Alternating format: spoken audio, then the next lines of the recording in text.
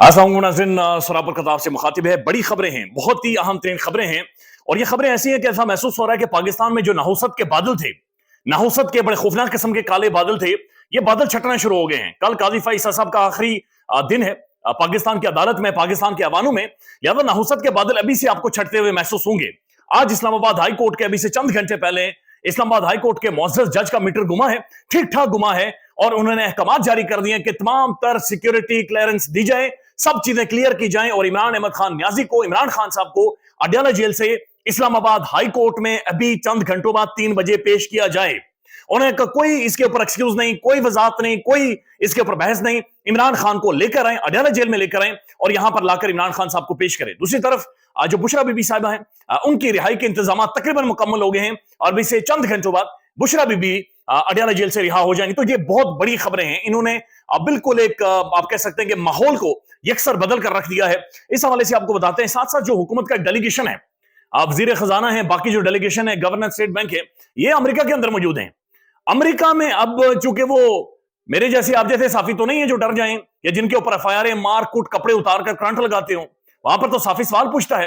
अब वहां पर ये बैठे हुए वजीर खजाना साहब और जनाब वो दूसरे गवर्नर स्टेट बैंक और ये सारे बैठे हुए हैं, वहां पर साफी उनसे पूछ रहे हैं कि यार आप कैसे बेशर्म लोग हैं, आप यहां पर कर्जा मांगने आए हुए हैं और आप लोगों के चेहरों के ऊपर मुस्कुराते हैं। यानी उन्होंने कहा कैसे बेशर्म है यार आप लोग कि कर्जा मांगने आए हो और जिन होटल्स के अंदर आप लोग ठहरे हुए हैं, ये धमड़ी, ये मार रोकड़ा, इनका जो कर्जा है, ये जो किराया है, ये कौन देता है, ये किधर से माल आता है, ये जो तुम्हारे पेंट कोट हैं, टाइयां हैं, ये चक्कर क्या है। सवाल तो हमारे जहनों में भी आता है, लेकिन हमारे जो हमारे ऊपर तो वो जो जिस तरह शादुल्लाह के चूहे होते हैं ना, हमारे सरों के ऊपर तो तोक लगा हुआ है ना, हमारे तो दिमाग छोटे हैं और छोटे कर दिए गए, नहीं छोटे होते तो कर दिए जाते हैं, लेकिन वहां पर वो बिल्कुल ठीक ठाक उन्होंने ठुकाई करके रखी हुई है। और यकीनी तौर पर वहां पर मीडिया के सामने, मेरे ख्याल में मीडिया तो दूर की बात है, अब ये जब पेंट कोट कस के जब बाहर निकलेंगे ना, इन्हें खुद ही अपने आप से ही शर्माना महसूस हो जाएगी। लिटरली वो सवाल पूछ रहे हैं और जिस तरीके से गवर्नर स्टेट बैंक, जिसे यहां पर आगे पीछे प्रोटोकॉल दिया जा, यानी मैं सिर्फ उनको दिखाऊंगा किस तरीके से चेकअप किया जा रहा है, जैसे वो खेतों के अंदर चिड़ी नहीं ऐसे करके वो खड़ी कर देते, वो चिड़ियों को डराने के लिए, कौओं को डरा, ऐसे करके वो खड़े हैं, ऐसे करके, और वो आगे पीछे से उन्हें चेक कर रहा है बिल्कुल मशीन लगा के। तो बड़े एक मनाजिर हैं, वो मैं आपको दिखाऊंगा। लेकिन सबसे पहले जो बड़ी खबर है, इमरान खान साहब से मुलाकात नहीं करने दी जा रही थी और ये कहा जा रहा था कि जनाब थ्रेट्स हैं, शदीद तरीन थ्रेट्स हैं। और थ्रेट्स आप सबको पता है कि अडयाला जेल ये रावलपिंडी के अंदर मौजूद है और जाहिर है रावलपिंडी और इस्लामाबाद मोस्ट सिक्योर जगह है, मोस्ट सिक्योर प्लेसेस हैं। और कौन सी ऐसी थ्रेट है जो कि यानी किसी बंदे ने अपनी जेब के अंदर कोई छोटा बॉम्ब डाल के अडयाला जेल के अंदर जाना था, या वो गुलाई सलमान अकरम नाजा बॉम्ब अंदर लेकर जाता, या इमरान खान की बहनें लेकर जाती। तो ये इस्लामाबाद हाईकोर्ट में दरखास्त थी कि जनाब ये मुलाकात नहीं करने दे रहे, बार बार ये कह रहे थ्रेट है, बार बार ये कह रहे थ्रेट है। और फैसल फरीद साहब की दरखास्त थी उसके ऊपर जो इस्लामाबाद हाईकोर्ट, बल्कि मैं एग्जैक्ट जो डिटेल है इसके ऊपर मैं ये पढ़कर आपके सामने रख देता हूं, चूंकि ये बहुत बड़ी हैपनिंग्स हैं और ये बड़ा इसका इफेक्ट होगा आने वाले जो मंजरनामा है पाकिस्तान के सियासत के ऊपर। एक तो ये देख लेंगे पाकिस्तान का जो टाउट है, इसको परेशान है, टाउट शदीद तरीन परेशान है। और ये टाउट अब जज्बाती तौर पर ये टाउट एस्टेब्लिशमेंट के साथ लगाव रखता है, फिर जाली तर्जुमान एस्टेब्लिशमेंट का बन जाता है, फिर ये टाउट जाली तर्जुमान हुकूमत का बन जाता है, फिर ये जाली टाउट खुद रात को सोता नहीं है और सुबह उठ के झूठी खबरें देता है। ये टाउट की एग्जैक्ट डेफिनेशन है, इसके अलावा कुछ भी नहीं है। जब भी आपको टाउट परेशान नजर आए तो आप समझ जाया करें कि इसका मतलब यह है कि पाकिस्तान के ऊपर से जो गहरे काले बादल हैं, नाउसत के बादल हैं, जो गर्दो गुबार पाकिस्तान के ऊपर पड़ गया था, ये खत्म होने वाले हैं। लिहाजा टाउट रात से बहुत ज्यादा परेशान था कि बुशरा बीबी को रिहा कर दिया जाएगा और खान की मुलाकातें भी हो जाएंगी। अब ये साकिब बशीर साहब लिखते हैं, असल में मामला यहां तक पहुंचा क्यों है, हुकूमत ने सिक्योरिटी थ्रेट की वजह से इमरान खान के वकला से उनकी जनाब ऑनलाइन मीटिंग से भी इनकार कर, यानी पहले जज साहब ने कहा, इस्लामाबाद हाईकोर्ट के मुअज़्ज़ज़ जज ने ऑनलाइन मीटिंग करवा दें, हुकूमत ने कहा थ्रेट अलर्ट है जी, ऑनलाइन मीटिंग भी नहीं हो सकती। इसकी वजह से मामला बिगड़ गया, जिसके बाद इस्लामाबाद हाईकोर्ट ने हुक्म दिया कि इमरान खान को 3 बजे अदालत में पेश करें, अदालत में पेश करें। किसी मुलजिम की अपने वकला से मीटिंग का हक कोई भी बंदा नहीं छीन सकता और 2.5 हफ्ते से इमरान खान की मुलाकात नहीं हो रही है, कैसे मुमकिन है। इस्लामाबाद हाईकोर्ट आज ये हुक्म दौरान समाअत दे चुकी थी कि सिक्योरिटी थ्रेट से तो आप ऑनलाइन मीटिंग करवा दे, लेकिन हुकूमत ने इसके ऊपर इधर उधर की बातें करना शुरू कर दी और कहा कि मुलाकात नहीं हो सकती, जिसके बाद ये कहा गया है कि यहां पर बाकायदा से पेश किया जाए। अब ये इस्लामाबाद हाईकोर्ट के ऑनरेबल दिलेर खैरतमंद मुअज़्ज़ज़ जज है जस्टिस सरदार इजाज इसाक खान साहब ने इमरान खान को आज ही 3 बजे इस्लामाबाद अदालत में लाकर वकला से मुलाकात करवाने को उन्होंने लेकर आए जी, मेरे चैम्बर में मुलाकात करवा, दूसरे चैम्बर में इस्लामाबाद हाईकोर्ट के प्रेमिसेस में मुलाकात करवा दें। یعنی یہ وہی ہائی کورٹ ہے جہاں سے عمران خان کو 9 مئی کے بعد اللیگلی گرفتار کیا گیا. دیکھیں مسئلہ یہ ہے, آپ نے کنٹرول ہائی کورٹس کرنی ہے, ہائی کورٹس کے ججز کو کرنا ہے. مسئلہ اسلام آباد ہائی کورٹ کے 6 ججز ہیں. یہ وہ جج ہیں جنہوں نے یہ خط لکھے تھے, لیٹر لکھے تھے. یہ وہ جج ہیں جنہوں نے سب سے پہلے ریزسٹنس پیش کی تھی اور یہ کھڑے ہوئے تھے. ہائی کورٹ کے ججز کو, خاص طور پر اسلام آباد ہائی کورٹ کے ججز کو کنٹرول کرنا ہے, مینج کرنا تھا, لیکن وہ نہیں ہو رہے. آج بھی جو احکامات ہیں یہ سخت ترین حکم نامہ انہوں نے جاری کر دیا ہے. فیصل حسین صاحب لکھتے ہیں, الحمدللہ میری پٹیشن پہ سردار اسحاق خان صاحب نے عمران خان صاحب کو عدالت میں پیش کرنے کا حکم جاری کر دیا ہے, اور عدالت کی طرف سے جناب یہ کہا گیا کہ یہ توہین عدالت ہے, یہ کھلی خلاف ورزی عدالتی جو احکامات تھے ان کی, اور فیصلہ پر عمل درآمد نہ کرنے کی دھمکیوں سے مرعوب ہوئے بغیر حکومتی وکلا کی سرزنش بھی کی ہے, اور ٹھیک ٹھاک انہوں نے سخت ترین اس حوالے سے رد عمل دیا ہے. اور یہ بڑی ایک ڈیولپمنٹ ہے کہ بہرحال خان صاحب کو کہا گیا کہ انہیں یہاں پر پیش کیا جائے. اب دوسری طرف جو بڑی ڈیولپمنٹ ہے, کل بشرا بی بی کی رہائی کے احکامات جاری کر دیے گئے تھے, اور میاں گل حسن اورنگزیب صاحب نے اگین اسلام آباد ہائی کورٹ کے معزز آنریبل جسٹس نے جاری کیے تھے. اس کے بعد ہم نے یہ دیکھا تھا کہ اب جو روبکار ہے وہ جاری نہیں ہو سکی تھی, مچل کے جمع نہیں ہو سکے تھے, 3 سے 4 جج غائب ہو گئے تھے, کوئی جنازوں پر جا رہا ہے, کوئی فاتح خانی کرنے جا رہا ہے, کوئی ادھر جا رہا ہے, کوئی ادھر جا رہا ہے. آج وہ سارے معاملات مکمل ہو گئے ہیں. اب یہ پی ٹی آئی آفیشیل اپنے اکاؤنٹ سے بھی ٹویٹ کر رہا ہے, اور مختلف جو ادارے ہیں وہ بھی اس حوالے سے لکھ رہے.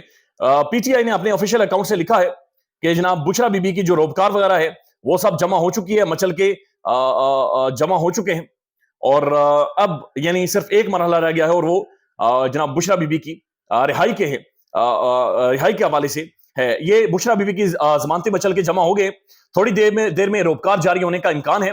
ضمانتی مچل کے اسپیشل جج سینٹرل شاہ رخ ارجمند کی عدالت میں جمع کروائے گئے ہیں, اور اب صرف بشرا بی بی کی روبکار جاری ہوگی, اس کے بعد انہیں رہا کر دیا جائے گا اور وہ بد نگالا جائیں گے. جو وکلا ہیں یا پی ٹی آئی ہے اور وہ باقاعدہ سے یہ لکھ رہی ہے کہ تھوڑی دیر میں روبکار جاری ہو جائے گی, اور اس کے بعد بشرا بی بی آج شام کو یعنی بدنگالہ میں اپنی رہائش گاہ کے اوپر موجود ہوں گی. تقریباً 250 دن انہوں نے اس نظام کو فیس کیا ہے.